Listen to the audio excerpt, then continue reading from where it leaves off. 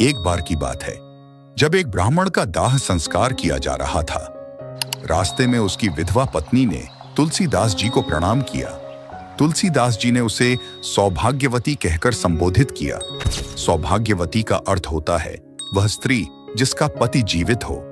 यह सुनकर उस महिला ने दुखी स्वर में कहा, मेरा पति तो अभी अभी इस संसार को छोड़कर चला गया है, आपकी बात कैसे सच हो सकती है?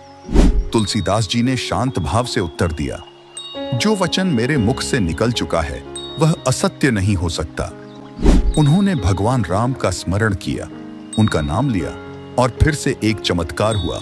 मृत ब्राह्मण पुनः जीवित हो गया।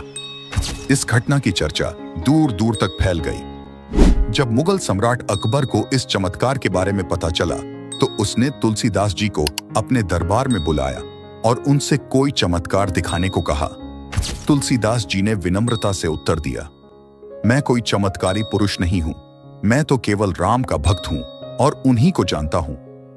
अकबर ने हंसते हुए कहा, अगर ऐसा है तो अपने राम को हमारे सामने प्रकट करो, हम भी उन्हें देखना चाहते हैं। तुलसीदास जी ने उत्तर दिया, भगवान श्री राम का दर्शन केवल सच्ची भक्ति और श्रद्धा से संभव है, किसी दबाव में नहीं।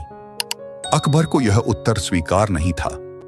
उसने क्रोधित होकर तुलसीदास जी को फतेहपुर सीकरी के किले में बंदी बना लिया। कैद में रहते हुए तुलसीदास जी ने हनुमान चालीसा की रचना की और उसका जाप करने लगे। उन्होंने 40 दिनों तक लगातार हनुमान जी का स्मरण किया। 40वें दिन अचानक शहर में हजारों बंदरों की एक विशाल सेना आ गई। उन बंदरों ने पूरे नगर में हाहाकार मचा दिया। महल की छतें गिरने लगीं, सैनिक भयभीत हो गए, दरबार अस्त व्यस्त हो गया। अकबर घबरा गया। उसने अपने दरबार के हाफिज से इसका कारण पूछा। हाफिज ने कहा, यह चमत्कार तुलसीदास जी की भक्ति का परिणाम है। उनकी भक्ति ने हनुमान जी को प्रसन्न कर दिया है। यह सुनते ही अकबर को अपनी गलती का एहसास हुआ। उसने तुलसीदास जी से क्षमा मांगी और उन्हें तुरंत रिहा कर दिया। अकबर इतना प्रभावित हुआ कि उसने एक शाही फरमान जारी किया जिसमें आदेश दिया गया कि श्री राम और हनुमान जी के अनुयायियों को कोई भी परेशान नहीं करेगा।